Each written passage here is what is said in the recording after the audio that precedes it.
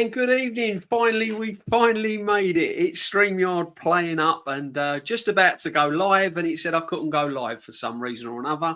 I had Kenny all over the screen. I had Taron all over the screen. It was all doing sort of madness. Bit like Arsenal's defence against Sunderland on that second goal. It was all over the place, people. But we are here. We are live. We are on the Thursday chat. Big up to Jamboy. Big up to Kawaja. Big up to man like Danso and anyone joining us. Thank you very much, and welcome. So, Kenny, how you been, my friend? Here we are again. It's been, you know what? I really do think that Arsenal fans should look at the game and think, congrats, big up Sunderland. Sunderland actually acted and played like a Premiership team does when they're at home. They didn't show any fear. They took the game to us. And you've got to respect them. Newcastle did the same thing, and they lost. They took a risk and lost. That's what you've got to do in this league. You can't just be cannon fodder. All the basics they did back. They did as well as us, slightly better than us, but we could have nicked it at the end. Let's pay tribute to Ballard. What a performance from one of our juniors. What about their goalkeeper had a great performance as well. The way Great Jack was marshing in the midfield, they matched us for endeavour and heart. They defended well and they got bodies forward. If you get bodies forward, it doesn't matter how patchy defence is. You put people under pressure, mistakes happen, or you enforce errors. That's what, like tennis, isn't it? The word unforced errors. Well, all the goals that we consider were enforced errors because of pressure, and that's what happens. We're going to get a lot of that from now on. There's a blueprint. And Sunderland showed it. Go at Arsenal, make sure that you get bodies forward, and make sure that everything you do, like your passing, your dead ball situation is accurate. If you give the ball away and you get bodies forward and you leave a space, we'll kill you. But Sunderland, when they gave the ball away, we killed them, but they didn't. Their heads didn't go down. They didn't panic. They carried on. No, facts, man, facts. I mean, that leads me nicely on, Taron, really, and it's true what Kenny says. Have we given enough credit to Sunderland? Have we overreacted as a fan base? Because we was always going to drop points. We was always going to concede goals. Have we kind of... listen, I'm going to put it out there myself. Perhaps I've overreacted and been a bit doom and gloom and thought this is the end of the world and it's all going to go back to normal. Is it been an overreaction? Is there still kind of chinks in the armour? Is there still a lot of old habits from last season? And have we given Sunderland enough credit? It's all of that. And thank you for having me. Big up to Kenny. No problem, mate. Welcome. And I hope you've been well, brother. Yeah. But it's quite a bit of that. And it's a matter of 10 games in a row, 8 straight clean sheets. We weren't even conceding shots. To go from that to concede 2 goals in one game, an overreaction was inevitable. It was going to happen, right? And when you make the reference back to last season, we drew 14 games and we dropped 20-something points from winning positions, and that the game against Sunderland stinks of that. It reminds us of last season of how we lost the league based on how many games we drew. That added up to at least 4 or 5 losses when you drew 14 games. And yeah, I think you're right that we don't give Sunderland enough credit because Regis Debris, he actually made 4 subs. All 4 subs were attackers. He brought 4 attackers on the pitch. We made 1 sub, an attacker for a defensive player. So on the balance of things, just a rational train of thought, one manager is bringing on 4 attackers, one is bringing on a defender, shapes how the game is going to play out. One guy was trying to win, one guy was trying not to lose. And in the end, it was a fair result for Sunderland. But when you look at it from the lens of take Sunderland's name away from it, they are a newly promoted team, and we are favorites to win the Premier League, leading the game in the 90-plus third minute of stoppage time. A champion team going for the Premiership should see that out, especially when you have the best defense in Europe, like we've been told that we do. So it's all of that, what you said. None of it was off base. It was credit to Sunderland. It was flashbacks to last year, dropping points to winning positions. And it's another case of Mikel Arteta going up a goal and going in his shell instead of going to kill off the game. So it's all that encompassing in what we saw. What we saw in that game was a whole lot of last season and a whole lot of why we have PTSD of why we may not be able to go on and win this Premiership because we're leaving the door open for Man City because they saw that. They saw us be cowardly. And if they see us doing that in match week 11 at Sunderland Stadium of Light, then in the back of their heads be like, these lot are not coming to us on April 18th, match week 33, and give us a game. They're going to be cowardly. If they're doing it now, we can project that they go and do it then. So there's an opportunity there for Man City to crawl and take advantage of what we did. And it's not the fact that they just collected 3 points against Liverpool. The way they punched them up, it was a statement win. So it's all that what you said. I completely agree with every single point you made about credit to Sunderland and us having flashbacks and going back to last year. Yeah, no, big up, Taron, and thank you for joining us tonight. It's been a long time, brother. It's really nice to that you came on my channel, and always a pleasure, my friend. Always a pleasure. Yeah, I mean, I just feel that, you know, there was little signs of last season, Kenny. You know,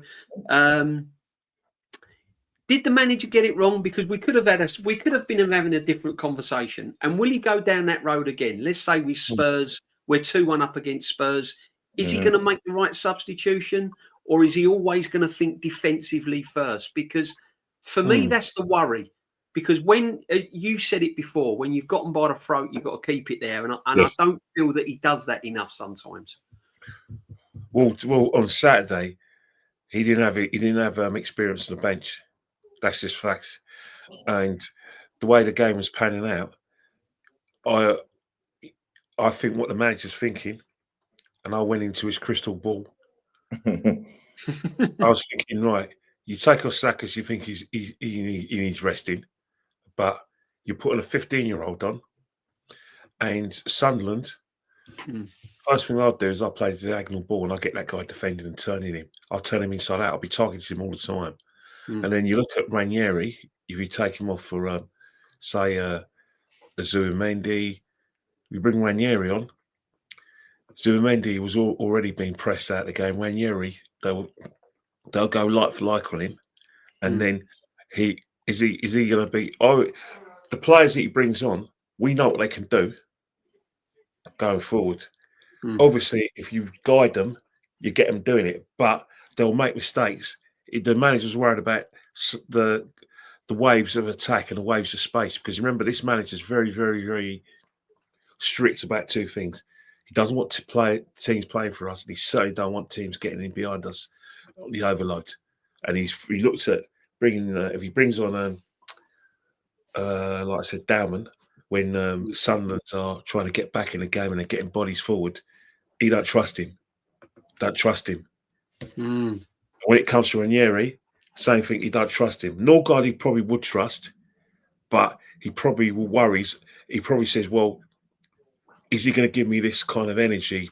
You know what I call energy. I call recovery runs, recovery tackles, and then be able to run forward in the same phase of play." He won't. He didn't risk that. He needed Declan out there. Yeah, he knew Declan was that running empty, but he knew that if Declan just has a little breather, he'll go again, and he'll give him that kind of energy off the ball. Same with Saka, experience, and gives him that experience off the ball. That's why he didn't bring his substitutes on. He brought on Mosquera because he genuinely believed that we'll be able to keep the ball. Sunderland wouldn't have let us do it. No, but he knew that he was worried about the long ball, i.e., the long throws and the sort of diagonal passes and the crosses. So, typical manager, get you an extra defender on, but the risk in that is getting us defending their goal line. Sometimes when you defend on your goal line, you invite too much pressure, and all you're doing is that. I don't care what anyone says. If you keep on buying a ticket, eventually you'll win the lottery, and that's what Sunderland did. They kept on going forward. They kept on getting the long throws. Kept on them trying to use their corners. Kept on them trying to put those crosses in, get runners forward, and kept on pushing and pushing and pushing. And then we creaked because the pressure was too much. So it's damned if you would bring on Mosquera, but if you bring the lads on and they do it anyway. And they come down Dowman's side and they go through Ranieri, and we don't just draw the game, we lose the game. What happens then? It's a whole different story. I know it is tough, but what worries me, Taron, is we keep being told about squad depth, but me and Kenny has said this as well, and because me and Kenny share a lot of platforms together, is our squad depth that good? Because we've got a manager that's not trusting. He doesn't. It's true what Kenny says. He doesn't trust certain players in certain situations. So that sort of cancels the squad depth out, doesn't it? If he's not trusting his bench. So when you take that away, have we got the squad depth if he's not trusting players? The squad depth thing is convenient. That's what it is. It's convenient squad depth. When he doesn't use it, is that he don't trust the players. Not that I disagree with anything that Kenny says about Skelly and Waneri and that. But I look at, there was a point in that game where I saw a 33-year-old Granit Xhaka chase down Saka and caught him. Granit Xhaka didn't have pace when he was 23. He was 33 and he chased him down and caught him. And I would make the argument that Atletico Madrid is a better team than Sunderland, as I think Brighton is a better team than Sunderland. Myles Lewis-Skelly started both games. He started in both of those games. And when we scored against Atletico and they started to go into the game, it was Myles Lewis-Skelly who was the outlet when we were being pressed, picked up the ball, made that run, and let Martinelli score. He knows that's a pressurized moment, and he responded. So I think if he brought legs onto the pitch or a outlet for us to break the pressure instead of just inviting the cross back into the box over and over again, like Kenny just said, if you keep buying a ticket, eventually that, because Gabriel, right? I don't think Gabriel goes to the ground on that play in the first half or in the 60th minute. When you're tired and you're knackered, you switch off and you make a mistake, and that's what he did. He made a mistake because he was partly at fault for that goal there. But I think the squad that is convenient against Brighton, where he rotates 9 players against a Premier League team, and then away versus another Premier League team, he's only making 1 sub. So either the squad depth is there and you trust them, or it's not. You don't get to go game by game and say, well, the squad depth was there for this game, but I don't trust the players for this game. We have to make a conscious decision and say either the squad depth is good enough or it's not. And it's still, the facts of the situation is this is a newly promoted team. They're playing well, and they deserve to be where they are in the Premier League. But I see Manchester United punch these lot up. Could have been 4-0. I've seen Nottingham Forest make them defend for their lives. So we could have saw this game out. We just needed a little bit of tactical adjustment in the end there to pull this one through, and we didn't, and we dropped 2 points. It's 2 points dropped, and now I keep a running tally. All 7 points that we've dropped this season, I put it squarely down to him. The 3 points we dropped at Anfield, the 2 points that we dropped at home versus City, and these 2. And come the end of the season, I don't think should we win this Premier League, it will be a 7-gap margin, or whoever will beat us to the Premier League title will be a 7-gap margin. So these points are very important. That's why we're annoyed that we dropped these last 2 points from a winning position with 2 or 3 minutes remaining in the game. Not the mark of a champion to drop those type of points that late in the game away from home. No, facts. So the question mark's still over the manager, isn't it, Kenny? I mean, we've got 3 big games coming up in November. So it's a little question here.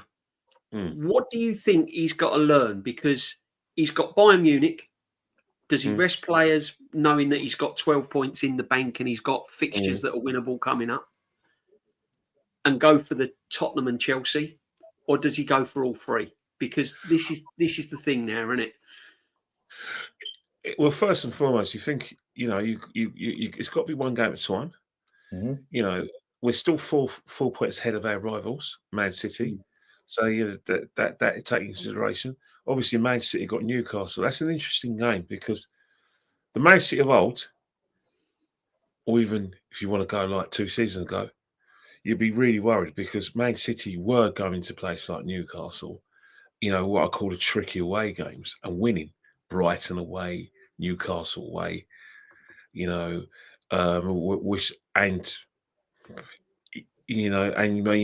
away. Obviously, Arsenal and Liverpool, a different kettle of fishes. They'll be happy with a point, but there's some games where I think I should replace the word tricky with competitive. Newcastle, Man City at St James Park is a competitive game.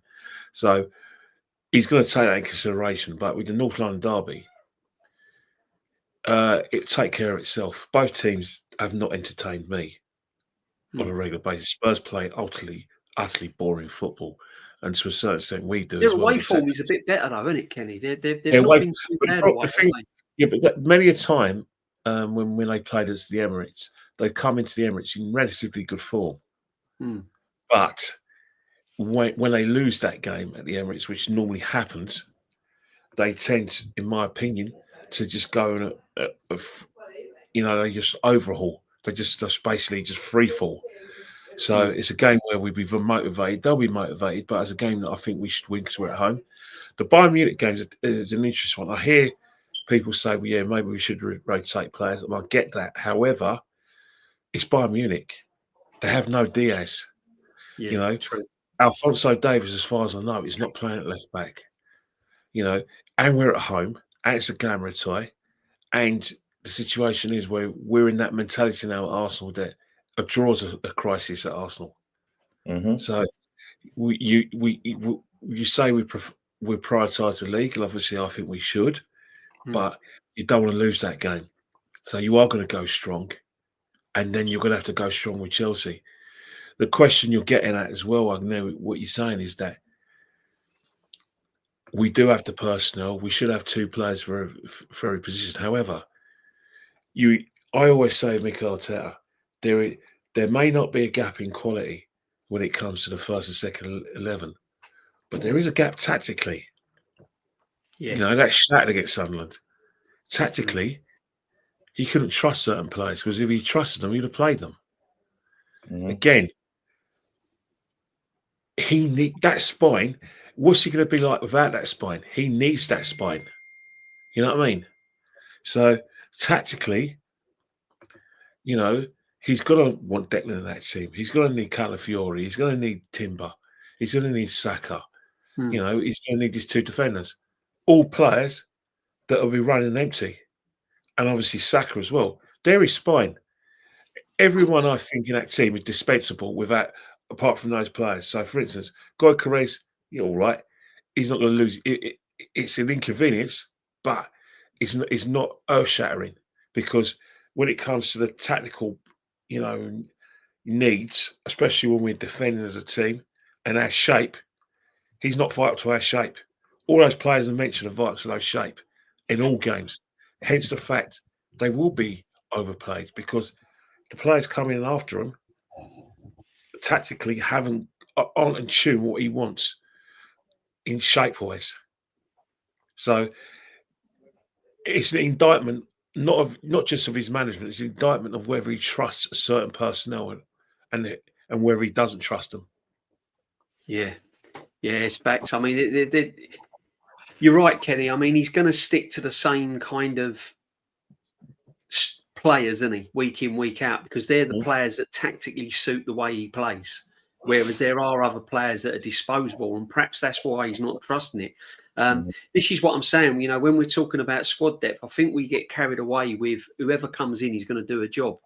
But as Taron says, certain games they're going to, certain games he's not going to be trusted, and the manager don't quite know whether to trust him in certain games, not to trust him in certain games. But the Bayern one's interesting to me, Taron, because I was on with Aaron in the week. Big up, Aaron. Guys, make sure in the chat you sub to Taron and let's get your subs up. And obviously you follow Kenny Ken. So big up to everyone in the chat. I was on the Taron and I could understand where Aaron was coming from. And when I thought about it, I was kind of agreeing with him because it is Bayern Munich. They are beatable, even though they're an absolute fantastic side. Do we rotate players in that game? Because we have 12 points in the bank. We should be able to go away from home and beat Bruges, even if we do slip up against Bayern. We got that carry away in the last game of the Champions League, and we've got Inter, which is going to be a tricky game. Would you sacrifice players in that game and get the 6 points from Chelsea and Spurs?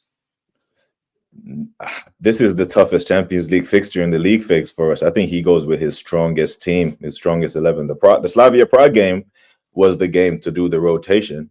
But I think the fact that we won that game and the fact that we beat Atletico and got our goal difference up actually give us a little bit of wiggle room that we can actually draw this game and be fine. Because I think if you get 16 points, you're through, right? A draw will put us at 13 points, and then I expect we can get 3 points from our remaining 3 games, regardless of what happens at the San Siro. But I don't think he rotates much during this Bayern Munich game.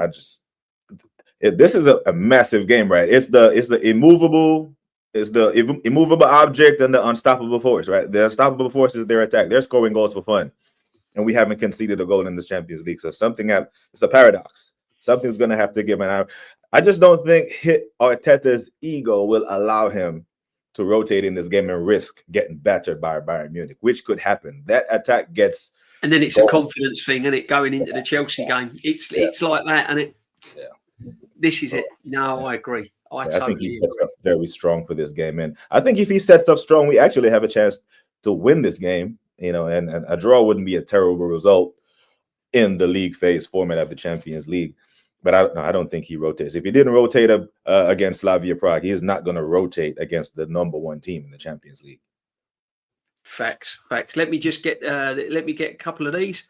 Martin Tapp, big up, my friend. Big up to DJB, Kenny, and Taron. Big up to yourself, my friend. Thank you very much. And the Suge is in, our usual absolute legend, the one and only Suge. Supports all these channels absolutely marvelously.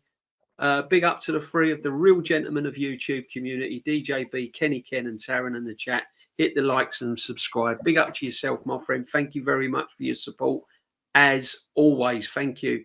That is going to be an interesting one against Bayern Munich.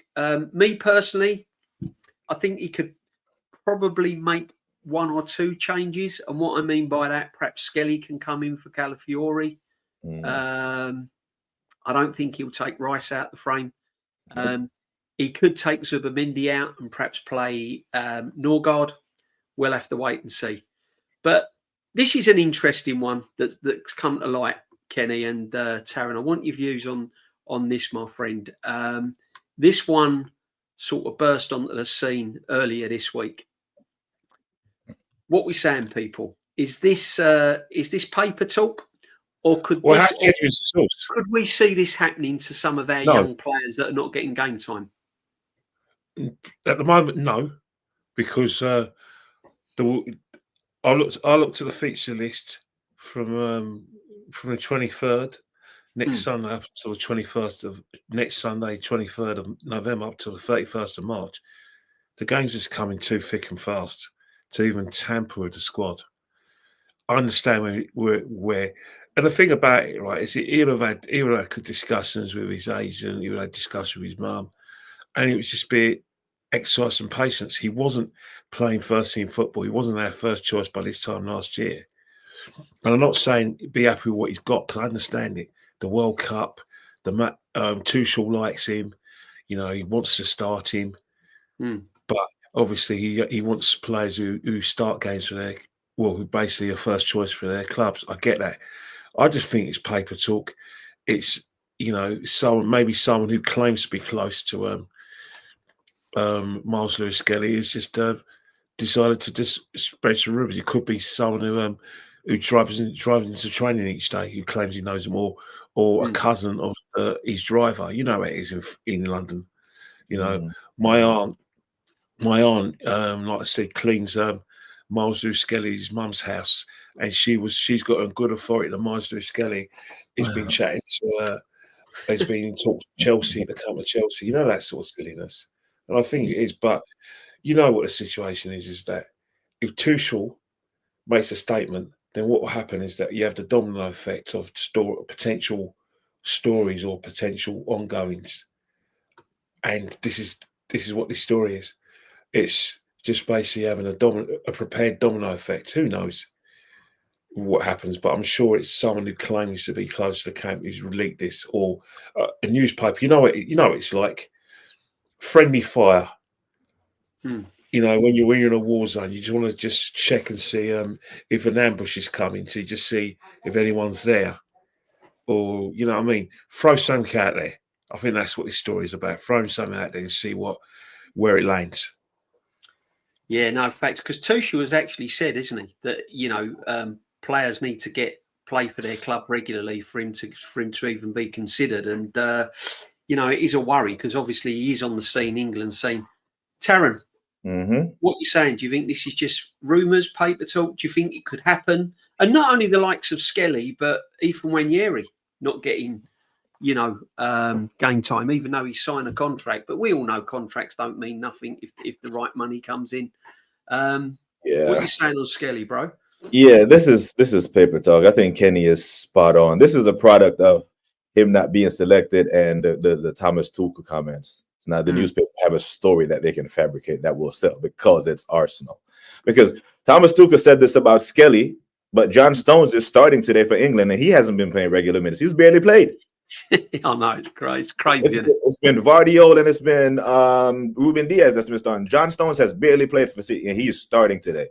So Skelly has been playing. He started versus Brighton. He started all the EFL Cup games. He was the starting left back against Atletico Madrid and showcased this talent to the world.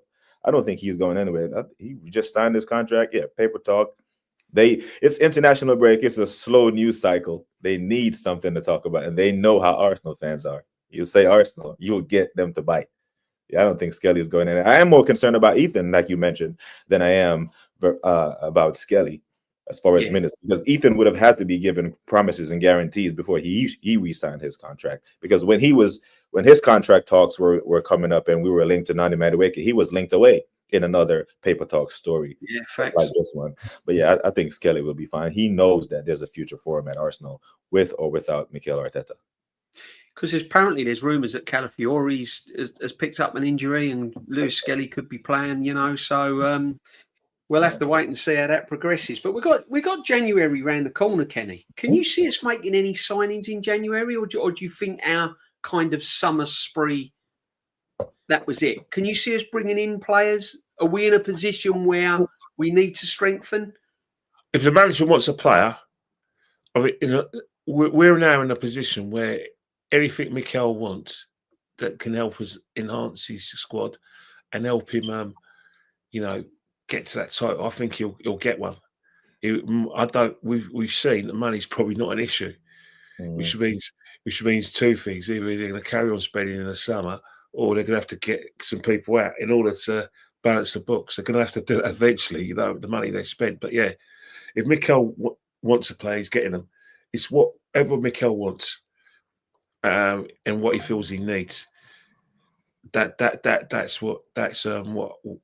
how it's looking. Because Berta just seems to be, turning water into wine at the moment in terms of player acquisitions. So don't rule it. You can never rule it out. You can never rule it out of Arsenal. But it all depends on what Mikel wants. If Mikel feels we need players in certain positions, it'll happen. As long as Mikel gets that title for the club, he can have what he wants. Yeah, exactly. What's your view on it, Taron? Can you see us getting a Semenyo on the left? Do you still think that left-hand side needs strengthening, or do you think we're done? Do you think the stadium rebuild is like improving the stadium is going to be priority for the owners, or do you think there still will be players in January? I think we're most likely to see outgoings than incomings. I don't think we've ever seen a squad be regarded as the best in Europe and still needed more in the winter break. It's crazy, isn't it, when you're putting them in that two levels? It's like, if we're the best squad in Europe, surely we should be looking to offload players that aren't getting any minutes. But I don't think. I think Arteta believes the injuries and the guys coming back, because in his head, I really believe in his head, if he thinks we had a fit Kai Havertz last year, we probably would have beat PSG in the Conference League. I really do believe that he thinks that. So with Kai coming back, his captain coming back, I think the fact that we gave Trossard a bumper contract, right, gave him more money and not more years, says that between Trossard and Martinelli, he feels like he have enough on that side. I don't think we do any upgrades on our left wing to the summer, if that. Now, I think we can see some outgoings, but incomings, I've remained to be seen. I don't see it, honestly. Yeah, I mean, it depends, doesn't it? Because Berta is, I mean, we've got the new scout. To be honest, I'm going to hold my hands up here. I haven't sort of looked into this new scout. Kenny, have you looked into the new scout that's coming along? I know he's got a bit of pedigree. He was, what he's done. He's no fool. Why? He's done some good things at Napoli. Obviously, he's enhanced a couple of players. Hamsik, the guy at PSG, Stalia. So he's definitely done some good things, and it's one of those things where Arsenal's in a situation now where everything out there is laid out for success. Simple as, you know what I mean? No, there's gonna be no stone unturned. Whatever Mikel needs, he'll be getting, and if it means getting a new scout who's the best of the business, that's what's gonna happen. The Cronkies, they do tend to do that occasionally with some of their sports teams. Like they do nothing, and then one season they decide to have a brain which says, "Well, I want to win now." It seems to have happened with their other teams in the US, and it seems like this year they want to win. It's like everything has been shut at the kitchen sink. New sporting director, new scout. So the manager's under pressure, isn't he, Kenny? Because like the owners have made a statement, isn't it? Out all the players. Yeah, it's love bombing. They're love bombing him. It's what you call love bomb. Give him everything he needs. I've never looked at players, support, and everything, but they want something in return. Yeah, it's a love bomb. But the way that Cronkies are behaving, and the way the money we're spending, we have to win this season, not next season, this season. Mm-hmm. Oh yeah, facts. No facts. I mean, I as I said, I've not looked into the scouting. I know he's signed some good players. Can you see? I mean, is he going to be scouting new players, young players? What can you see him doing, Taron? I've not really kind of looked into it. I mean, I know he got announced and everything else, but can you see him? What's his role going to be? It has to be youth, because what we can't end up having is, for example, Brighton now is looking to sell Carlos Baleba for another 100 million. If we wait for other teams to develop players and then we go buy them for 100 million, this is how you end up with a £1 billion valued squad that doesn't win. At some point, we have to go get the Baleba before he turns into Baleba. Go get the Caicedo before he turns into Caicedo and such. We can't just be waiting for other teams to develop players and drop 100 million on them. Because we've seen the reports of, when Skelly broke onto the scene. Oh, he has saved the club 50 to 60 million. Ethan, Max, these guys are developing, have saved the club X amount of money. That we have to, if they can do this at Brighton, because just off the top of my head, right, over the past couple of years, Brighton have lost their coach, their entire backroom staff, Big Dan Burn, what's his name? Stupinian, Benjamin White, Caicedo, McAllister, Bissouma, Trossard, and they still play the same way, right? So that tells me that they have a system there of great scouting. So if they can do that, they don't have some magical pipeline or assembly line that's just churning out these players. They're scouting and they're finding these players. So obviously we can do that as well. But it has to be youth. It can't just be, because if all you're going to do is sign big name players when they develop, then you really don't need to scout them, do you? You just wait until they hit and then you go sign them. Like that's the Chelsea formula. Wait till someone else is linked to a player. You come in and you add another 20, 30 million and sweeten the deal and you sign them. So a scout is meant to be find players before they're developed and you develop them. Like the whole Wenger thing. We don't buy superstars, we make them. If that's the mantra, fine. But can't just be buying £100 million players every time you need a top player. You have to do some development. Yeah, no, and it's a good point, really. The reason why he's bought in, and I mean that's going to save the club a lot of money. I mean, if he does scout young talent and brings them through like Brighton, like you said, the Brightons does with the young talent we've already got at the club, it's going to be a good thing, Kenny, isn't it? If he can bring in not big names that we all know about, for example, I mean, if he brings in Semenyo, there's not much scouting involved there. The thing about it is you don't really. All you've heard about is the players that are successful. You're trying to tell me that he only just scouted those 3 players. There'll be like some players, it's just not going to make it. And everyone's going to be a hit. But of course, in order to get the gig at Arsenal, of course he's got to champion the players that he's known that are successful. But you're right about getting them young, but you just never know with these sort of players. Yeah. You never know, Mm.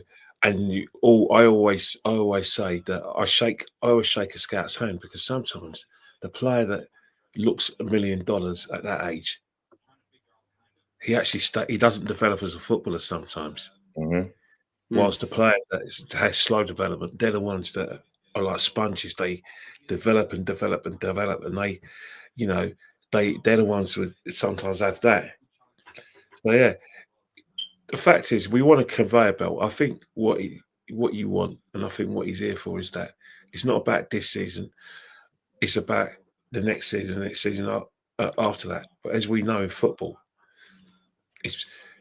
you have to be like something special, a special manager with special players, a special team to win season after season. Doesn't matter whether your league is a great league or a farmers league. It's all about having that mentality, because we can have all this in place. We may win the league, but next season, Liverpool, Man City are going to come at us hard, and who knows? A team we won't expect will come at us, because eventually Chelsea are going to have to come good. Mm-hmm. Man United are going to have to come as well. Definitely. So it's one of those things where you've got to keep. It's good that we got him in, and it's good that it's a long term thing as well. But yeah, it's good that we're not just concentrating on the market in England through Haaland. We're actually going in Europe. But yeah, we'll have to wait and see, because you never know. I was like that with Berta. Yeah. I heard about what he'd done, but it's all about wait and see. I'll judge wait you. And see. Proof is in the pudding, isn't it, as we say, Ken? That's what I always say about new scouts, new sporting directors, new managers, new players. Watch your space and judge me then. Yeah, I mean, big up Narendra, big up everyone in the chat, big up for everyone. Make sure that you're subbing to Narendra. And following Kenny Ken. He says, didn't we use lockdown as an opportunity to get rid of our scouts? Now we're deciding to replace them. Do you think Berta has sort of said, I need a scout here? Do you think this has been something that the Cronkies just shoved in now? Or do you think Berta's had a big Taron, I'll come to you. I mean, do you think Berta's sort of said, come and look, we need a scout? Because we did get rid of all the scouts during lockdown. Mm-hmm. He's right there. And our scouting hasn't been brilliant at the club, really. We've bought a lot through the youth system, but yeah, absolutely need a scout. Okay. You can argue if you had better scouts when we went to Porto, we would have came back with Vitinha instead of Fabio Vieira, for that type of money. And then you look at Kenny used the conveyor belt analogy, where I think is perfect, because if you're a Man City, you've won 4 titles over the past 5, but you look at the players that they couldn't even keep because they developed so well. Lavia, Morgan Rogers, Cole Palmer, all these guys are top players, but they knew that City team was winning at the time, and for you to go play and showcase your talent, you would have had to move on. But that's the kind of level of competition that you need, that starts at the grassroots level with scouting. Like you get these players when they're young and they develop. All of a sudden, the first team guys who get to train with these guys and see how good they are, all of a sudden they have to, stay on top of their game. All of a sudden, Bukayo Saka is not the first name on the team sheet, even though he's not clearly fit, because there's a young guy like Max who's very hungry, very talented, very raw, albeit. But yeah, Berta he didn't get to where he is at in football being, not tactically astute. He knows what he's doing, right? And we kind of like what he's doing so far. So far, so good. We trust what he's doing, because we can say that he's doing a hell of a job, better than Edu, just based on the short time that he's been here. So we'll give Berta some time, and, we like what he's cooking up. But yeah, I think a scout is, because you can't do everything as sporting director, right? You'll develop the strategy and say, this is the type of profile that we need, but you need scouts to execute that mission. And they can save a lot of money, can't they? I mean, you get a gem, you can get a gem, but as Kenny rightly said, though, sometimes it can go the other way, can't it, Kenny? I mean, Scout can bring in all these youth players, or they can bring in players that still cost money, like a Fabio Vieira, if you like. And it could go wrong, couldn't it? So it can work both ways, can't it? Oh, absolutely. I think, Arsenal, every club we listen to, we've talked about, they've all had, successes and some failures. Liverpool, the jury's out on some of their signings. Man City, one of them. Man City, despite their success, and you always sort of like, talk about it.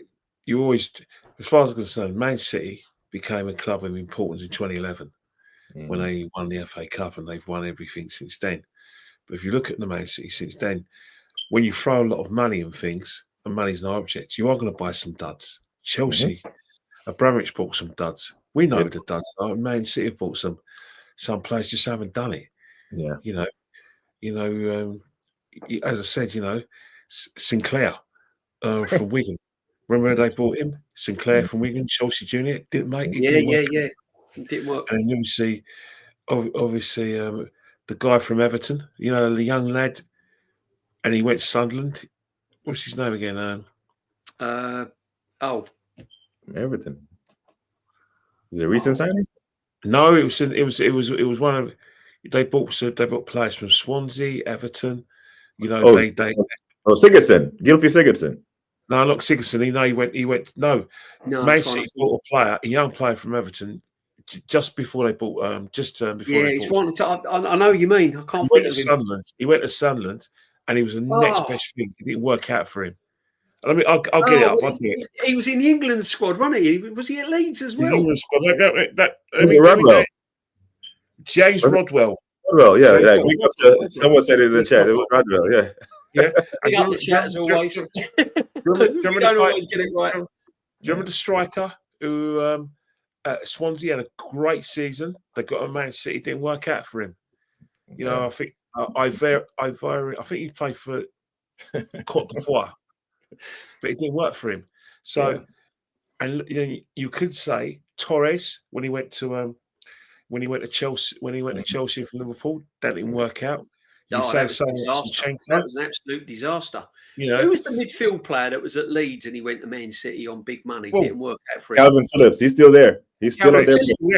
He's still a Man City player. He's fallen off he was like the next England sort of.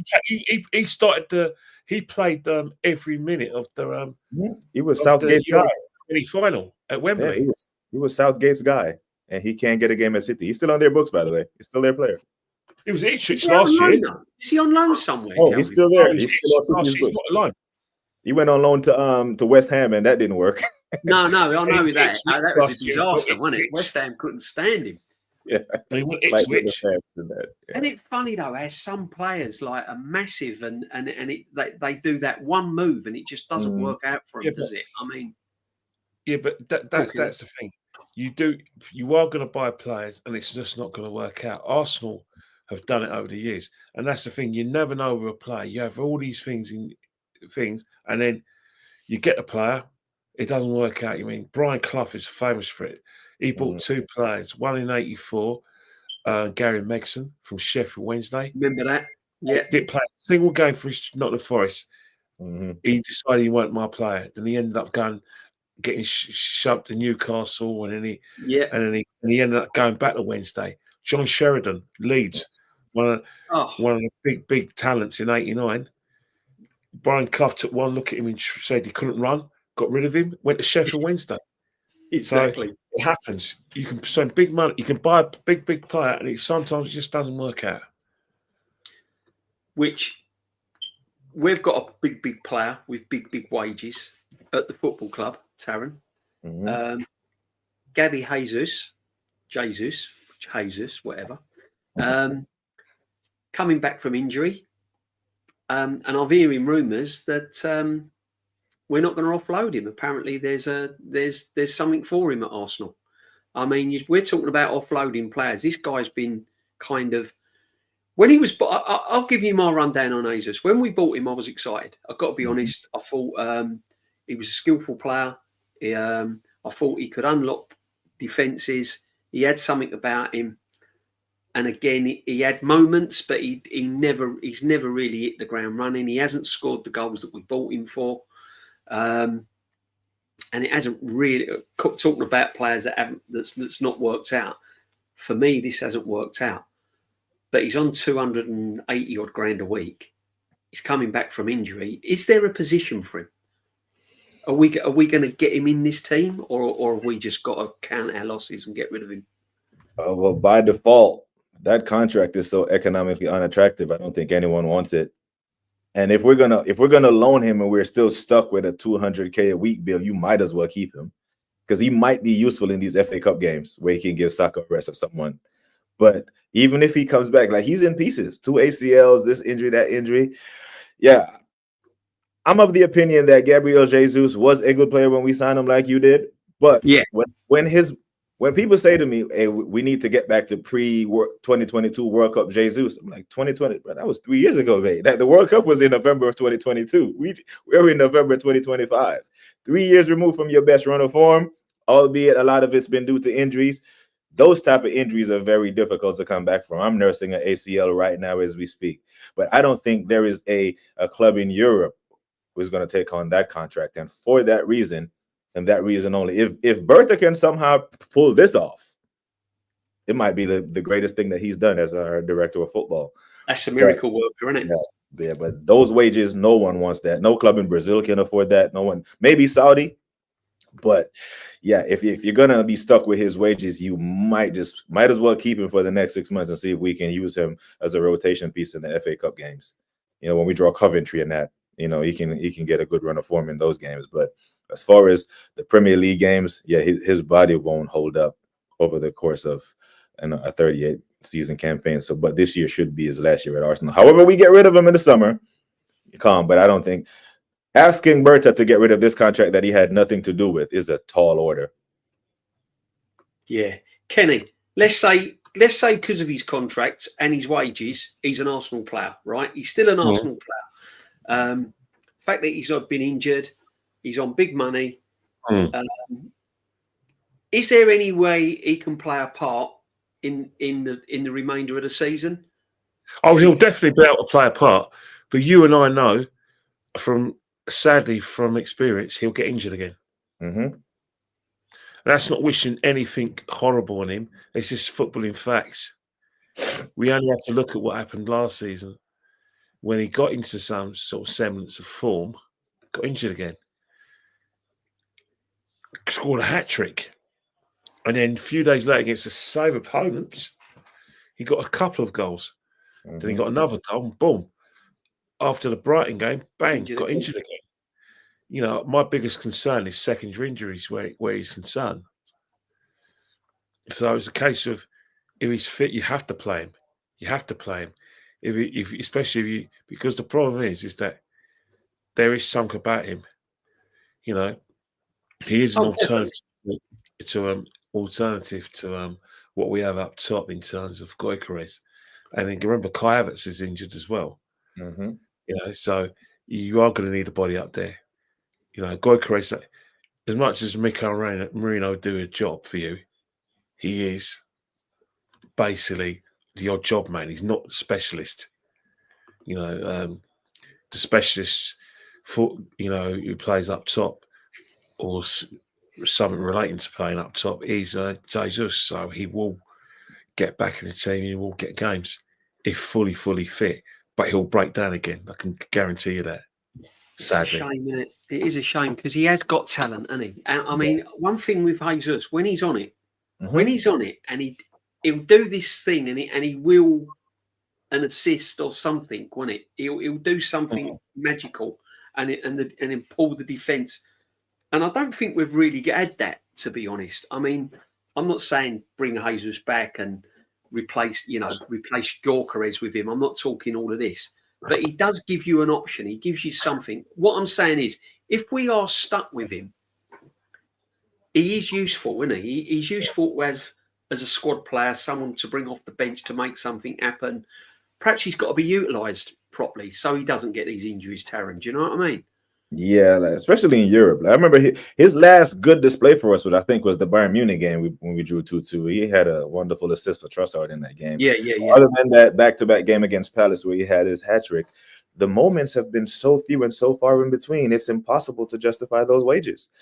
So it's just a bad contract. It's so economically attractive. You know, it's like marrying someone with $500,000 in student loan debt and they don't want to work after you get married to them, you know? So as soon as it's just bad. You love him, he's done well when he is fit, but it's just there's so much baggage that you have to cut your losses at some point. Unfortunately, He's going to end up going on a free, isn't he? It's another one that's going to go out the door on a free, and which is madness. When you think about this football club, the amount of players that we've just let go on a free and not even earned a penny out of. I mean, he's another one that's going to be on all these wages. We've had to pay him all this time, and he's going to end up going out the door on a free. Yeah. Another one coming back. Well, let's cut it in half. Let's go Odegaard and Havertz coming back from injury. These are all the players apparently that are that are going to be fit for the Spurs game. Are they going to get thrown back in that game? Well, according to Solbakken, the Norwegian coach, that's not going to be the case. Solbakken insists that it's going to take a bit longer for Odegaard to come back to full fitness and to actually start games. Arsenal have set a deadline. The earliest will be the Spurs game, but I just can't. He begs to differ. Havertz. Well, I haven't seen pictures of him in training, maybe, but I have seen pictures of Jesus in training. Maybe I've missed the pictures of that. That's in training. Yeah, that's a weird one because I've not. I'm sorry to cut in, but I'm not really seen a lot of Havertz in training. One thing is they're fully fit. They'll be expected to start games, and it's not a dig at Gyökeres. It's not a dig at Eze. The Eze one's is a no-brainer because he hasn't taken that shirt. Odegaard's catching. Whilst Gyökeres one is two of them just got to fight for their place really, because it is up for grabs. Tactically, I think the manager will prefer Kai Havertz because he knows what he can get. He knows what it will give him tactically. But Gyökeres is a player that we've been brought to score goals, so he's going to have to get the best out of him. Because at the end of the day, the people are going to want Gyökeres to do well. The money men, Berta, Kroenkes, because he was gifted to Mikel. He's just, the player that they think is going to be icing the cake. So has he impressed you, Kenny? Sorry to cut him, but I mean, people are saying, but he hasn't got to impress because he scored goals. What's he scored? 5 goals now, and whatever. Kenny, has he impressed you, mate? Would you? I expect no different. I wasn't one of those guys who just looked at the goal stats from in Portugal and thought, right, he's on the level of Haaland. They're the people who thought he was on the level of Haaland. They're the ones who are disappointed. I never thought he was on the level of Haaland or Mbappe or Harry Kane. I just saw a player that suits the Portuguese league, has worked his way through the Championship, but Arsenal's a different kettle of fish, and that it's gonna be take hard work and time for him to be in tune with the way we play. He's not going to score the huge volume of goals that he scored in Portugal. I knew that, but try telling a lot of our fans who and I'm not digging them out because short term, if you see someone who scores that amount in another 2 seasons, you've got to go for that player. You've got to go for that player, and if you see him, have scoring action in the Champions League, which is televised across the world, especially in Europe, then you've got to be interested. But the fact is that Haaland is a player that can play in any system because he's elite. Mbappe can play in any system because he's elite. Kane's elite. He can play in every system. Lewandowski can. This guy's not on that level. No. That's just fact. So it's going to take time. People got to be patient. Not on that level either, Kenny, is it? Technically, and that's the thing. All of them are technically very good, those strikers I mentioned. And they're cold, really cold. I'm not saying you can't say he's not cold because he was cold in Portugal, but you knew when Haaland came to Man City from, when he came to Man City from Dortmund, he was going to be a success. You saw enough at Dortmund and those couple of seasons where the guy's elite. It's not even up for debate. The guy's elite. He's told, exactly. You can see when you used to watch Dortmund, even in lockdown, the guy will do well. Mbappe, come on, won a World Cup at 19. Lewandowski, speaks for yourself. Harry Kane, you saw it week in, week out at Tottenham. He's only going to score even more goals because he's playing with better players. This guy's not on their level. No. And he's not young either, Kenny, is he? He's the back end of his 20s, isn't he? Yeah, but he was bought for right now. Remember, exactly. we thought we needed it right now. Yeah, exactly. Taron, can you see him? Because I've hardly got to speak to you, my friend. But let's just big up Matty as usual. Greetings, brother. Enjoying a nice lunch. Let's be straight up. A soda can and a dead chicken wouldn't touch Jesus' contract. But if someone is interested, sell. Yeah, we agree, mate. We agree. But we can just see him staying at the club. There's no one going to come in for him with that wages and them amount of injuries. I can just see him being at the club and just rotting away, to be honest. But big up, Matty. Big up everyone that's in the chat. Make sure you're subbing to my guest, and thank you for all your comments. Taron, I've got to ask you: are you? Because I've been a little bit disappointed with Gyökeres. I know he scored goals. I'm not saying he ain't scored goals. I just want a little bit more from my number 9. I just want a little bit more. I'm on a little bit of a fence with it. I think he's trying too hard. I think he's trying too hard to impress. I think he's doing a lot of running off the ball that he doesn't need to. I think he should be in more goal-scoring positions. But I think what he's trying to do, it's as if he's trying to impress all the time. And that's why he's broken down with the muscle injury, because he's chasing and chasing and chasing. Yeah. So what is your opinion on Gyökeres? Are you happy, or would you have Havertz come straight in?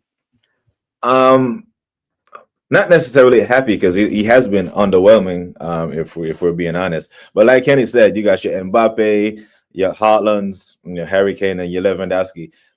We all agree that Gyökeres is not on that level, but he's never pretended to be that. We know his profile. He was a guy that thrived on running through it on goal, and passes being played through it. That's his profile. So we knew what he was. He never pretended to be the levels of an Arsenal striker of, whether it's a Thierry Henry, Robin Van Persie, even of an Aubameyang, which are levels below Thierry Henry and Van Persie, but still top class strikers. Yeah? Gyökeres is what he is. He needs chances to feed off of. And if you notice, Erling Haaland never snatches at chances because he knows more chances are coming. Lewandowski and chances are coming, right? So whenever Gyökeres, we don't create enough chances for him. So when we start him at Anfield and behind him he has Zubimendi, Rice, and Marino, of course he's going to snatch at chances if he gets any, because he doesn't know when the other chances are coming. So yeah, we knew his profile because he scored a bunch of goals, and we needed a guy that scored goals now. But yeah, he has been underwhelming. But I put a lot of that down to the system we play in and our chance creation, and the Arteta tax. But I do believe that if we start a whole lot of creativity behind him and he gets an abundance of chances, you create 5 clear-cut chances for Gyökeres, I think he scores 2 goals minimum. We have to start doing that. So I want to see him play in a system where we're on the front foot, where we don't have 2 DMs versus a team who we know we're going to have 68 to 70% possession of the ball. Then we can make a fair assessment of him. Because if we need him to do the link-up play, come into midfield thing, well, that's what we got Havertz for. It's a completely different profile from Havertz. But yeah, it has been underwhelming, but there's the word that the Top Gooners like to use is context around why he is not. Yeah. So there's a couple of things here, though, isn't it? Because I've heard perhaps 4-4-2 might suit him. Perhaps Havertz alongside him. But then it all comes down, Taron was saying about creativity, Kenny. This is where we've been a bit disappointed with Eze, isn't it? It's not so much that. I think what's happening is our teams are shaped up against us. People say, "Oh yeah, set piece FC and blah blah." Well, I was at a Fulham game, and Fulham gave us nothing. Don't get me wrong. Gyökeres had a couple of chances where Leno made a couple of good saves, and he got in behind once and got at the bar. But in terms of like waves of attacks and waves of creativity, they gave us nothing. Crystal Palace gave us nothing to work with. Nothing. There was a few, there was a bit of kerfuffle with set pieces and everything. But I think the way we're playing is because teams have done the low block. They're not giving us anything to work with. And hence the fact that Eze's been well marshalled. A lot of it's down to him. He isn't taking any risks. If he takes risks, I think fans may be surprised and see will be happy with it. He's not having that pot shot from 20 yards that he was doing at Crystal Palace. He isn't beating his man and beating his couple of players and, you know, trying to find space. He's not doing it because at Arsenal we got a structured way of playing. But ultimately, when you saw a bit of creativity and you saw a bit of chance creation, well, the first goal was down to a mistake. The second goal was down to pressure, where we were on the ball. Sunderland, you know, like I said, were creaking a bit. We created, you know, chance after chance. And maybe that's how we should play. Take a bit of risk, you know, get bodies forward. I always say that if you've got low block, doesn't matter how organised it is, if you move the ball quickly and the players run, your pressure will create chances. But if you just accept what we got and think, well, don't worry about that, we'll get a chance. You know, who knows, maybe from a set piece, or maybe they might make a mistake and we'll be in. That's how we've been. We've, to the extent it hasn't bothered us because Liverpool keep on dropping points and Man City have dropped the odd point. So we don't need to get out of our sort of shape, you know, attacking wise and then defensive wise, because we know we've got that in our armory, the set piece. Because as I said, you can defend, you can have 5 corners to defend. We don't have to get lucky once, and we have. True. I mean, it's a bit of a kind of slippery slope, though. If you're relying on that set piece, though, we have got to get a little bit more creative in that final third, haven't we, Taron? Teams are going to work us out. I know we've seen it. Go on, Kenny. Sorry, mate. So, DJ, teams are going to work us out because simple reason is that you know what's coming. You know who's going to make the runs, and you know, obviously, get lucky ones. Or what will happen? Don't give them a corner. You know, make like sure. Sunderland, I think we was limited to what, 3 corners all game. Yeah. Don't give them corners. Give them throw-ins. Yeah. See what they like. Let's see. Because we ain't got no one that can throw the ball into the box. You imagine, I mean, don't get me wrong. We're going to be playing Brentford. You know, Coyote. You know, we played them. These young Coyote. So we got Brentford about, was it 3 weeks time? Yeah. As much as we're talking about how much they got to worry about us, you know, they're making the G-Tech Stadium a bit of a fortress, aren't they? Yeah. Set piece coach. They literally have a set piece coach as their manager. So they've only lost to Man City. Man City, for some reason, got that win. I suppose maybe that's where people think they're back, because that is a tricky competitive game. Yeah. Where loss, you know what I mean? But yeah, you know, that Man City game, Kenny, that Thiago, he was clean through and missed that goal. Like, they played well in that City game as well. So yeah, we're looking at the Chelsea and Tottenham game, but that Brentford game is a potential banana. You know, he's when it comes to strikers, he's one of the ugly ducklings when it comes to technique and technique, but he's effective. Bloody hell, he's widely effective. Yeah. He will make our defence defend. And what I'm trying to say is that it wasn't a wake-up call. It was a reminder that there are some teams in this league who are going to put us under pressure and are going to force us into mistakes, and we just got to not be complacent. Yeah. You know what I mean? Because, you know, there's no give-me's in this league. You know, Fulham made it hard for us, but they didn't have the quality to put us under proper pressure. Some of them made it hard for us, and they had the quality and the pressure to make it doubly hard for us. No, thanks, man. I mean, if we look at this league table, I think the next, I mean, we all know we've got Spurs and Chelsea. But the only team we've got throughout sort of November, December is Wolves, which, let's be honest, is probably a bank. I mean, no disrespect to Wolves. I mean, they've got their own problems, but that's probably a banker. Everything else, we've got to go to Everton. We've got Brentford. We've got Villa. We've got Villa twice. We've got Aston Villa twice, who are on a run. Let's not forget that. So it is a big time coming up, isn't it, Taron? I mean, if you look from Brentford upwards, well, Everton, 16 points. we've got to play all them teams in and around sort of the Christmas period. You know, so it's going to be tough. And how do you think we're going to do? I mean, do you think now we're going to we're 4 points clear now? Can you still see us being progressive, or can you see all this coming on top of us? We will drop points. I think we will drop points. So November is nasty, and this is why we were very reluctant to declare the league title over after 9 games, because Liverpool was going through a little dip. Right? We see the first 5 games of the season. The narrative was Liverpool haven't clicked, 5 for 5. They're going to run away with it. And then the next 4 week was Arsenal are favorites because Liverpool are trash. That's how fast football comes at you, right? Because we seen Liverpool a 5-point lead turn into a 1-point deficit in 3 match weeks. That's how fast it comes at you. And these fixtures are very, very tricky. I don't that Unai Emery goes to Anfield and tries to play out from the back and give Liverpool 2 goals and drop 3 points. But watch him come to the Emirates and do a tactical masterclass. Like, he does this, right? But the Villa home and away, Everton, no joke. November is very, very tricky.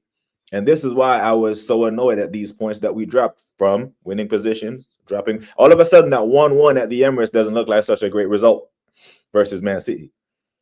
Because a 4-point lead, now if we didn't have to play them at the Etihad in match week 33, business end of the season when they usually click into gear, it would have been a different story. But these fixtures, I fear that if we don't even need to lose games, we could end November without even losing games. If we get too many draws, we can see Man City ahead of us in November. And if December comes around and Man City is above us, then it's long, because we haven't proven that we can chase anyone down. That's why I was of the opinion that we needed to start strong, finish strong. You know, but I do think we'll drop points in the month of November. These are some tough fixtures. And you know, the guys that are coming back, are they match fit? Are they sharp? Remains to be seen. But I think we will we'll shock a few teams in games that they expect us to drop points. We will win. But against most teams, the odds against Arsenal dropping points away at Sunderland when we were leading 2-0 in the 90th minute was probably low. And everyone was surprised when we conceded. So it's going to be one of those games where we don't expect to lose, that we're going to be shocked in this November running. But it's very, very tricky. Yeah, no, facts, Taron. Oh, it is tricky, and I think it gets overlooked sometimes. But Kenny, I mean, we're going to wrap it up soon. But before we do, my friends, I know you're both busy on a Thursday, but and big up the chat, everyone. Thank you for joining us. Absolute legends, every single one of you. And make sure you're following Taron and subbing to Taron and Kenny as well. Kenny, we've got the obvious: Arsenal, Tottenham. We've spoken about that. Chelsea away. We don't know what Chelsea's going to turn up. It could be Chelsea Division 2. It could be Chelsea Super League. We don't know. But look, I'm looking beyond that, Kenny. I'm looking at December as well. As you mentioned, Brentford. We haven't really turned Brentford over at the Emirates. We've struggled against them. And then we've got Villa away in December, Club Brugge, and then we've got probably the home banker Wolves, but then after that, Everton away. So, and then closely followed by the Carabao Cup. Can you see us pulling away, or how are we going to do this? Rotation? No, well, rotation depends on it. Is certain players be rotated, but our spine won't be rotated. He won't do that. You know, you look at the games; they're all there's a lot of competitive games in there. Obviously, the first game you're going to look at is Wolves. That's a banker. You know, they might as well. I'm not going to put. I've got the greatest respect for Wolves, but they will give you everything they got. But if we score first, I think heads will go down. So if we score, we could get another, and that would just see the game out. But Everton's a very competitive game at the new stadium, Dickinson Stadium, Bradbury Park. Brighton is an interesting one. You don't know what Brighton could turn up, but Brighton will be competitive, and Aston Villa will be competitive as well.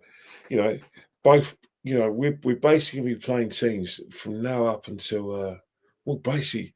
Well, this is it, Kenny. Sorry to interrupt you. I mean, look at this: 20th of December away to Everton, and we've both said that is going to be really.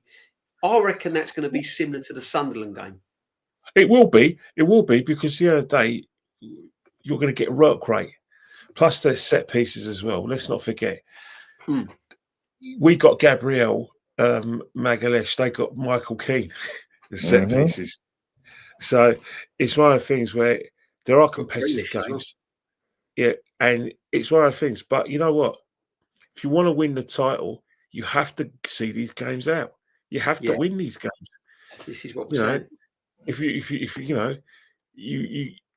because if you don't win these games, then the league, in terms of being the early pace setters, is a heavy jacket. It's a heavy jacket, and title favourites is even heavier. But that's just what you've got to do. The games are going to come thick and fast, but you've got to take one game at a time, and you've got to be prepared to go that well. You have to accept you're going to be seriously knackered, that there is going to be a fallout. But this is our league now. Because of the Champions League, expansion, 2 extra games of the Champions League, and then you've got the playoffs, which we probably hopefully won't be in part of. No, you can't have that. Just more, but it's more football. It's more football. Big up, mate. And so it's one of those things where any team that's going for the title and that doesn't pace themselves right, going straight will be absolutely have nothing left. So if we're that club that is going to be knackered by April, let's make sure we have a significant lead that it won't, like Liverpool did. Because look at Liverpool. You could tell going into that game PSG and going to the League Cup final, you could argue they were knackered. Well, it's going to, talking of knackered, this is going to be interesting, isn't it? Because this to me is scary. We go away to Everton on the 20th. 3 days later, we got Crystal Palace, Carabao Cup quarter-final. 3 days after that, or 4 days after that, it's Brighton at home on the 27th. 3 days after that, it's Aston Villa. I mean, it's a tough one. But Taron, we've got the squad depth and we've got the squad to cope with it, haven't we? This is what I'm trying to say. When he can rest players, he's got. I don't know.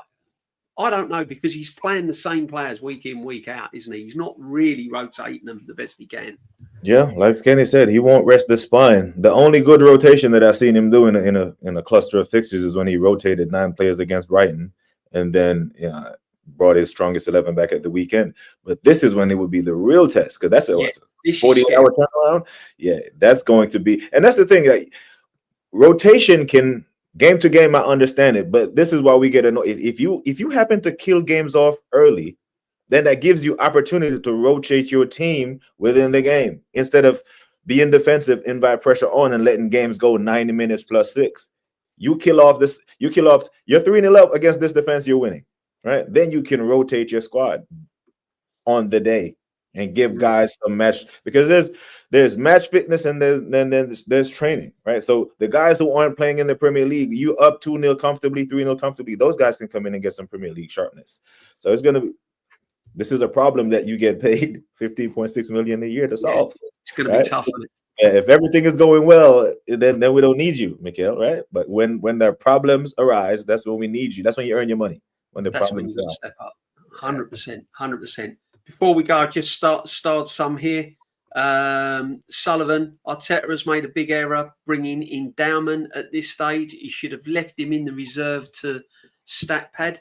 What are you saying, Kenny? Do you think he's made a mistake bringing in Dowman, or do you think he should have kept him in the reserves? Look, the thing about Dowman is that I think the hysteria is just over the top regarding him.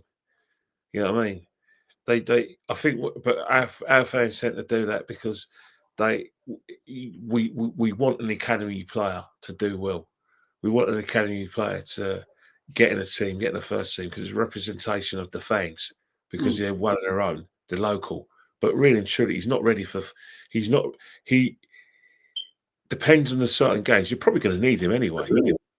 But one thing is that he'll be there because we need the bodies. But in terms of like bringing him in, he's only going to be there as a wild card. But as a main squad player, we have to wait and see. But wild card, no problem with that. But I just think the hysteria surrounding him just needs to relax a bit.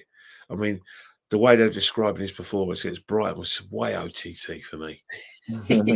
Well, OTT, and I'm not putting I find him an exciting player. Any player that sort of makes me go like that or gets me up on my seat, I find exciting. However, I see where you're coming from, Kenny. Definitely, and he will be a great player, but the next coming of George Best.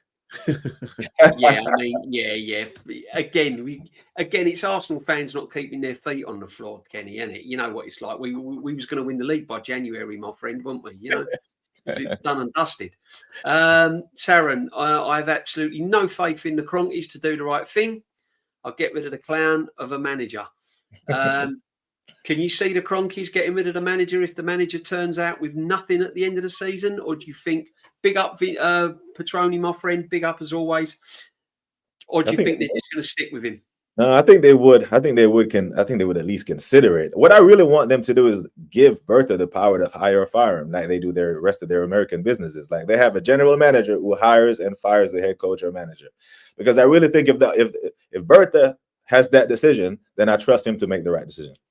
You know. Yeah. No. But DJB, I hear the Cronkies are preparing a new contract for Arteta. I've not heard that. Have you heard that, Kenny? Any new contracts? I haven't heard anything of the sort, but the fact is that, you know, what we've seen with our own eyes regarding these teams in the USA, there'll be a season and where they want to win. Yeah. This season, 100%. And they want to win. They don't just want to win, they need to win. And want and need, you know, is the same thing with the money they're spending, the people they're hiring as well.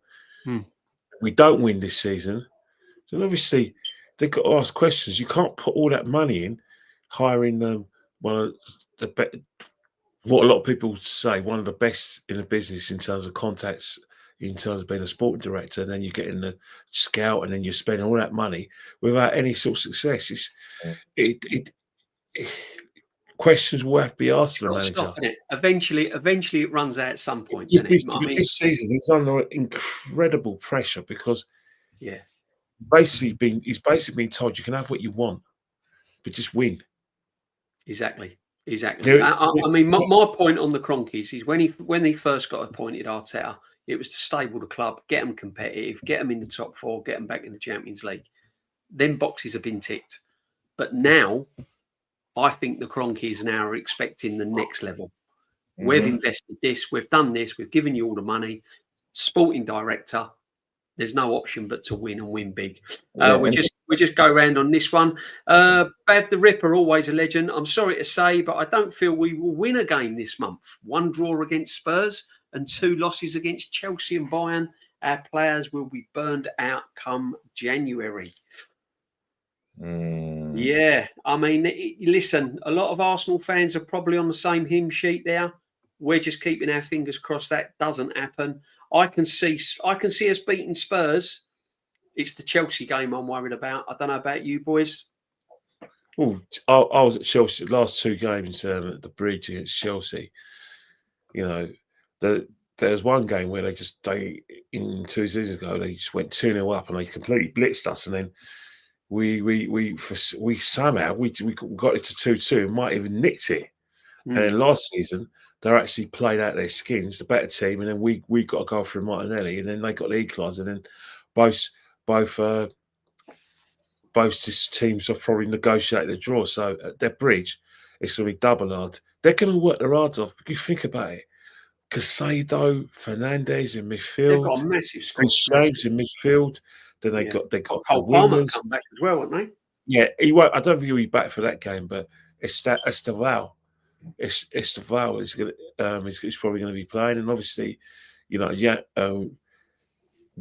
Pedro, he's in, and they got Roy Delap. Liam Delap is now back.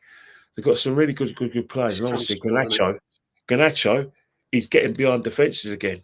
And we all know what Neto could do. So yeah, it's not going to be easy. I can tell you that. No, I think we'll get over the line against Spurs. Taron, and I know which is close, but big up to Matty. The brass have told him they expect the silverware that needs to be polished. Southern Gooner, Matty, make sure you sub to Matty Southern Gooner. Absolute legend. You're not wrong. Taron, before you go, Would like to say thank you for joining me on my channel. As always, absolute pleasure. Just in case I don't catch up with you, what's your prediction on the North London derby? 3-1. I think a 3-1 Arsenal. I think we win that. I'm more worried about the Chelsea one. You know, I'm more worried about the Chelsea. I've got to be honest. Kenny, I will catch up with you, but just for this show, have you got a prediction for the Spurs game?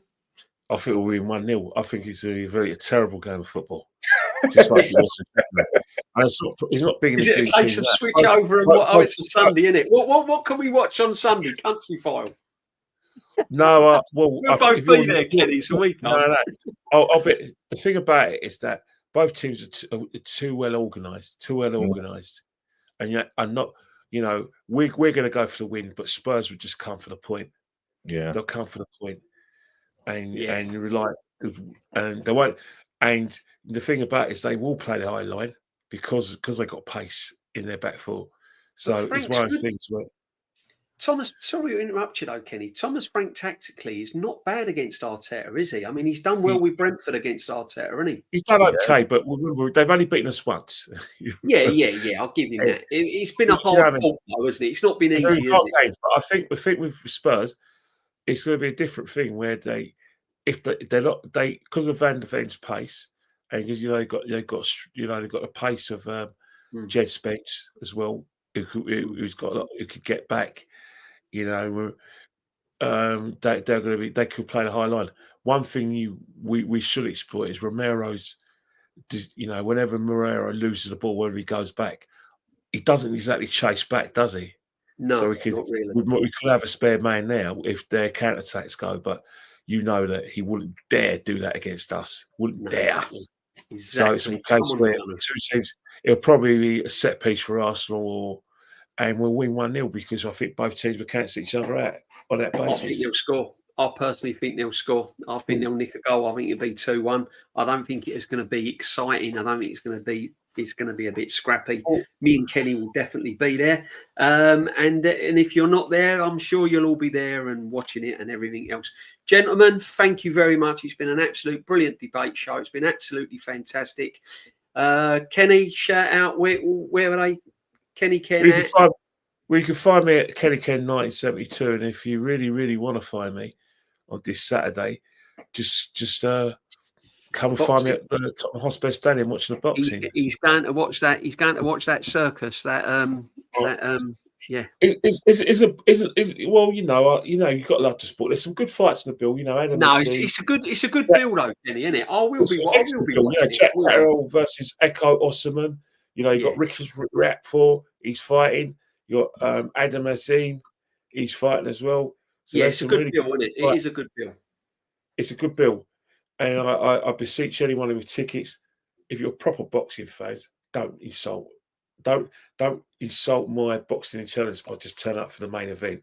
If you really love the sport, support all the other fighters. There you go. That's Kenny, a true boxing fan, man. True boxing fan. Go and support all the other. And we've got the Ashes coming up as well, Kenny. We're going to get And I heard up until a few days ago, there's still tickets available. There you go. Get yourself along to the Tottenham Hotspur Stadium. Kenny, that is one lovely stadium, though, isn't it? Let's give it to the Spurs. I mean, you've got to give credit where credit's due. It is a nice stadium. You won't catch me arguing with that. Yeah. No, big up. And Taron, where can we find you and what you're up to? Yes, man. Thank you so much for having me, man. Appreciate it. Pleasure, mate. It's been an absolute pleasure. Yeah, it's at BBK Sports. Thank you to everyone and anyone that may have subscribed to the channel. It's always a pleasure to be here. I think it's my first time on the channel. Not my first time streaming with you, but I think it's my first time on the channel. It's the Thursday tea time chat. We just have a nice little general chat on a Thursday. It's nothing too heavy. We talk about injuries. We talk about everything, and we're not having a dig at people. We're just we're just chatting in general, just football chat. It's like being in a living room or your pub and having a little chat on a Thursday. That's what but thanks for having me, man. Later on, I might do a preview because Jamaica's playing today. We beat Trinidad today. We got 1 foot in the tournament. Come on, Jamaica, you need it. Come on, especially after the give the country a nice lift. I'm just waiting for Steve McLaren to speak patois. Yeah, he tries. I give him credit. He tries. Yeah, so that's all we can ask for. He tries. Get You Jamaica try Come with on, Dutch, Jamaica. but yeah, I want to see him do his pass of patois. Yeah, so Get we haven't made Jamaica it since '98. So and it's here in these United States. I'm gonna go to all 3 games if we get Do you through. know So, what though? Be careful, they're calling you, mate, because they're charging a lot of money for car parking at the stadiums and tickets. Kenny, this is Really? They're trying to price you guys out of your own tournament. So keep yeah, your they eye on are. that. But unfortunately, they'll pull on my heartstrings. Once I see the black, green, and gold, I will pay it. I'm sorry. Of course. You probably will. You probably will. Do you know what? One of the best stories I've ever heard, and they made a film of it, wasn't it? Hey, I've got to go because my phone's about to ring. So I'll speak to you soon. Love my friend. Take care. See you later. Thank you very much. Big up to See Kenny. you Make later. sure you're following Kenny. Big up, Kenny. Legend. Thank you, my friend. Mm-hmm. Yeah. Before we wrap, Taron, one of the biggest things in Jamaican sport history, and they made a film of it, didn't they? So if you ain't seen it, I don't know where you've been on the planet. The Cool Runnings, wasn't it? Runnings. The Jamaican bobsleigh team. That was just based on a true story. Amazing. Yep. Yeah, man. But yeah, that's what it's coming up. If we win this, we have pretty much we're top of the group. We win this, we're pretty much through. So yeah. Yeah, no. Well, let's hope so, because the country need a bit of a lift, and that would certainly give them a bit of a lift. Taron, thank you very much. Thank you to Kenny. Thank you for all the chat. Absolute legends. All the usuals were in the chat. The Jam Boy, everyone was in there. Big up to everyone. We've got the Bruised Banana coming up in about a half an hour, so make sure that you go and join Shane and the Bruised Banana. Taron will be present on that as well, and the Nautski. I'll be back tomorrow night with Nautski. We'll have a little delay mingle, which didn't take place on Wednesday. We'll have a little mingle tomorrow night for about an hour because it's Friday and we like our weekends. I'll be DJB. That's Taron. And stay safe, everyone. Thank you very much for joining us. Bless to everyone.